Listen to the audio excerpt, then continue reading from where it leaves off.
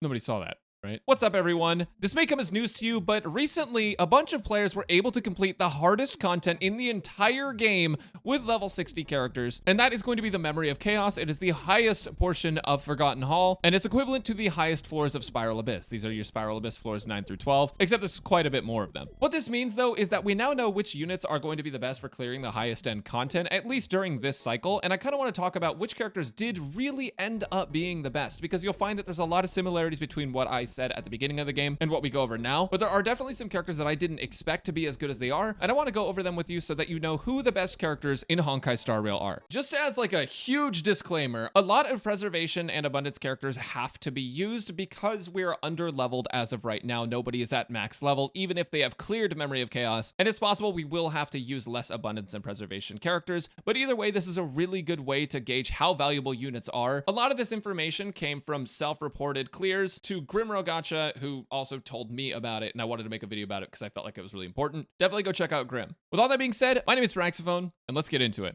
Right off the bat, I think this is one that a lot of players will be surprised by. I mentioned in my tier list video a long time ago that Clara would be one of the best characters in the game, and she is one of the strongest characters in the game. She's used in virtually every single Memory of Chaos team to be able to clear at a lower level. This means that the character is capable of putting out insanely high damage and being tanky enough to sustain herself with the help of some other characters. Remember that the characters in Memory of Chaos are many levels above the players that were able to clear it at the time of making this video, so if a character is able to be used in that content, that means that that character stands out from the crowd by a fair bit. Now, why is Clara so strong? Well, first off, Clara deals physical damage. Physical's break effect applies a physical damage over time called bleed. And what some people don't know about this is that bleed actually is based off of a percentage of the enemy's max HP, which means that it always will be very, very strong regardless of the stats that the enemy has, because it's always that percentage of HP. So Clara being able to provide bleed is already something that makes her really good. But something else that makes Clara really good is her retaliation attack that Svarog has. Basically, when she takes damage, Svarog will perform a counterattack, which will deal really high physical damage back as a portion of Clara's attack. This also marks enemies, and when you use her skill, it will actually deal bonus damage to enemies that are marked. When enemies do have this mark of counter on them, they will take a ton of damage from counterattacks from Svarog, which means that even when it's not Clara's turn, she's still outputting a ton of damage. She has traces that increase her counterattack damage by a ton, and she also has a self-cleanse. She also just has some of the highest multipliers in the entire game. When you combine that with a high damage build and someone like March 7th who can add taunt to Clara to make her attacked more frequently, you have insanely high damage output in AoE scenarios. Even in single target though, she's very strong. And with her Eidolon, she does get significantly stronger. For example, using skill will not remove marks of counter on the enemy, and that is just at E1. At E6, you get even more counterattacks, and overall, Clara is just an absolutely busted unit, and I expect her to be a very powerful character for a very long time.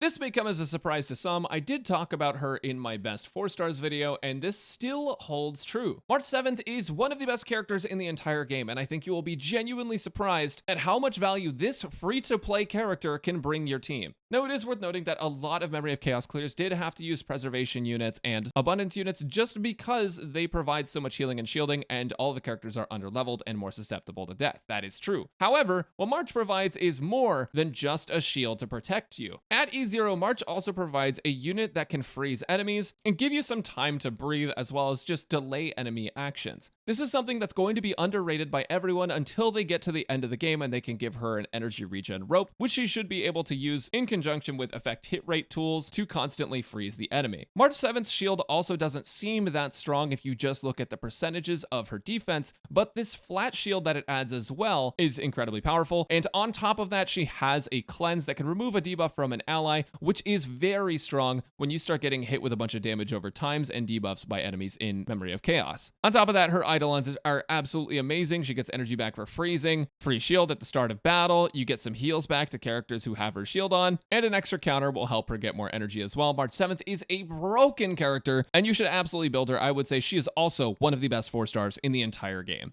There's actually a few characters that are must-haves for doing content when you're underleveled, and Gepard is one of them. However, Gepard is a character that's going to be good even after you are at the same level as the enemy. I actually think that Gepard may be one of the most underrated 5-star characters as of the release of this game. Because in early game, he doesn't seem that powerful, you can't get his ult up on cooldown, and the only way he can shield is through his ultimate. However, what makes him very strong is that when you can actually farm up your relics and you can give him the energy regen rope, and you can also activate the trace that makes him be more likely to be attacked, he gains energy very quickly, and he can have extraordinarily high uptime on his ultimate, which means extremely high shield uptime. With high base defense and with also a defensive scaling shield, this character actually ends up being one of the best characters in the entire game for sustain, and easily one of the most overlooked by early tier lists. He even has a self-revive, and when he gets revived, he can also fill up his energy to max, which allows him to shield again, and he gets some attack gain based on his defense, which allows him to do more damage. On top of that, he has the ability to freeze enemies with his skill, and overall this unit is absolutely insane at preserving himself as he is preservation, but also preserving the rest of your team. His E1 also makes it so he has a higher chance to freeze enemies, and man, this character is so much better than so many people thought. I expected him to be good, but I didn't expect him to be this good in late game, especially with access to energy regen and being able to taunt to gain all of that energy from him taking damage. Coming as a surprise to no one, Tingyun is one of the best characters in the entire game. You could even make the argument that she is the best character in the entire game, and here's why. Tingyun is an attack scaling support that shares a portion of her attack with a friendly character as a 3-turn buff. Because her skill lasts for 3 turns, this means you don't have to use her skill every single turn, and this means that she can generate some skill points for your team. But on top of that, she also gets a coordinated attack where they will deal extra lightning damage thanks to Tingyun. But on top of that, she has one of the best ultimates in the entire game that restores 50 energy for a single ally and increases the target's damage by 20% for 2 turns at level 1. The amount of damage bonus you get from this can scale a ton with her level if you level up this ultimate, and that 50 energy can be absolutely huge. You can even treat it like an oh shit button. If you need to heal up really fast or in between someone's attacks, then you can use it to fill up your Bailu or Natasha's energy, and they can instantly heal your team, or you can use it to instantly kill an enemy if you are really close to an ultimate on another character and you just need 50 energy. And on top of that, with all of those buffs and with her buffs lasting so long and her generating skill points, and on top of that, her having an insanely high base speed, Tingyun really is the best 4-star in the game and potentially the best character in the entire game. Her E2 also helps your allies generate some more energy back as well, and her E6 allows you to get 60 energy from your ult instead of 50. She's just amazing, and if you have her, absolutely build her. Almost every single team in Memory of Chaos used her because she's just that good. She's the Bennett of this game. Natasha is a character that I think a lot of people overlook for Bailu because Bailu has that self-revive, but Bailu's self-revive is only really super helpful if you have the skill issue to get yourself in that situation to begin with, or if you just get supremely unlucky, because you don't want to build teams around the chance of your character dying and Bailu reviving them. However, Natasha herself, with her ultimate, has incredibly powerful heals and is a completely free-to-play character. I covered her in my best free-to-play characters video, but she is as strong as we thought she would be. In Endgame with her, she's able to generate a lot of skill points for your team by using speed boots and not needing to use her skill every single turn. And because of that, she can help you use a lot more hungry units that want to use their skill all the time, while also still being a really solid healer. But something that a lot of people overlook with Natasha versus Bailu is that she has the ability to remove debuffs from a targeted ally. This makes Natasha not only a powerful healer, but also a cleanser. And with her being physical, this means if she does break the enemy's weakness, you get a percentage HP damage over time on the enemy, which is incredibly strong and definitely one of the strongest elemental effects. Between that and all of the bonuses she gets from her Eidolons, and with her E6 also helping to improve her damage based on her HP, Natasha's an insanely good unit, and I definitely would not overlook her even if you have Bailu. Both her and Bailu are incredibly strong, but Natasha having cleanse can be extremely helpful in late game when you get debuffed a lot. Fire MC is an absolutely broken character, and I've already kind of gone over this a little bit, but they have the ability to shield up your team literally after any action is taken. This is a part of their talent where when the Trailblazer uses a basic attack skill or ultimate, it applies a shield to all allies. And while the shield is actually pretty weak, the fact that you have so much of it coming out for any action that you take is absolutely insane. If you give this character speed boots, they're going to be able to take a lot of actions, and their personal damage contribution isn't too bad. They also have AoE fire break, defense scaling damage, and a taunt that'll keep enemies off the rest of your team. After using the skill, they also reduce the damage that all of your allies take, and a later trace allows them to restore their personal HP. This character is absolutely insane. You get them for free, and you will probably be using them into late game. Oh, and also all of their Eidolons are free, so, you know, that's pretty broken. I don't feel that Bronya needs a particular explanation, but I think that a lot of people underrated Bronya's use as a toolbox. Though Bronya is an amazing buffer, and in a perfect world you would be able to always buff the character that you need to, the fact is that Bronya can move up any character in your entire team as, again, another oh shit button similar to Tingyun. If you absolutely need to bring another character to the front of the priority because you are in a bad situation, Bronya can also do that, and she is used a lot in Memory of Chaos. With her being a Harmony character as well, she's able to use some of the light cones that will buff your team that are just absolutely amazing light cones, and it's really hard to find a character that can play as well as Bronya into your hyper carry teams. So with her and Tingyun both being necessary for hyper carry, both of them see a lot of play in Memory of Chaos, and both of them are extremely powerful. Bronya has a trace that allows her to get 100% crit rate for her basic attack, but she also has an ultimate that shares her crit damage, which means that you build her full crit damage, and she's able to giga buff your team and help them hit a lot harder when combined with all of her other buffs that she provides, such as damage bonus and attack. Bronya is amazing, and I highly recommend building her, not only because she's broken, but also she's very pretty. Look at her. A queen.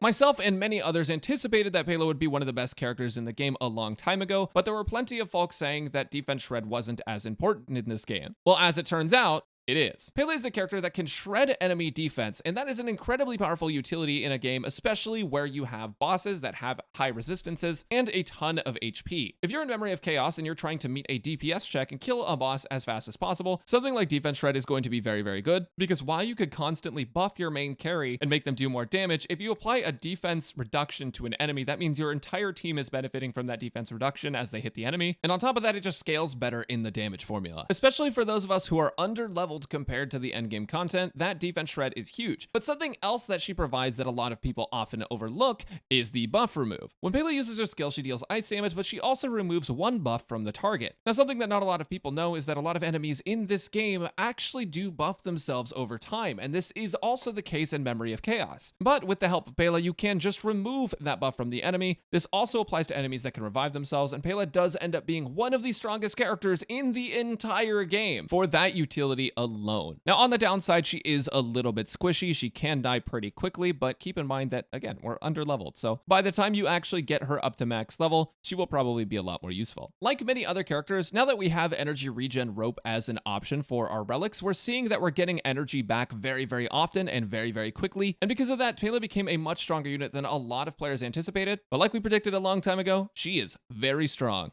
Welt is a character that I think people overrated for the wrong reasons and underrated for also the wrong reasons. A lot of people thought that Welt was an insane pickup because he has imaginary coverage, and that is true. Imaginary is a very strong element as well, with the ability to imprison enemies, and he does have a very strong ability to imprison enemies because he has a bounce skill, which can deal imaginary damage to multiple enemies, or if you are only against one enemy, can instantly break their weakness by a lot. However, something a lot of people didn't consider with Welt is the action delay on enemies, and now that doesn't stop the cycles in Forgotten Hall. However, it does mitigate quite a bit of damage that could have come your way if they hadn't been delayed. Welt has the ability to slow down enemies with his skill, but his ultimate also has the ability to slow down enemies and delay their actions by an absolutely insane amount, and because of that, this character is busted. On top of that, he's kind of like Mona from Genshin Impact, where he can apply a debuff to an enemy where they take more bonus damage from you, and even on top of that, his personal damage is actually pretty solid. His Eidolons help with his ability to debuff enemies, and overall, Welt is an insanely good unit, which I must admit was on the lower end for Memory of Chaos for usage rates, but he still was there a fair bit, and he is very, very powerful. A lot of people overlook his slow because it doesn't slow down cycles, but do not overlook the slow as a tool to help you dish out more damage before the enemy can hit you back. Also, his damage is really high, as I mentioned before. He's very good.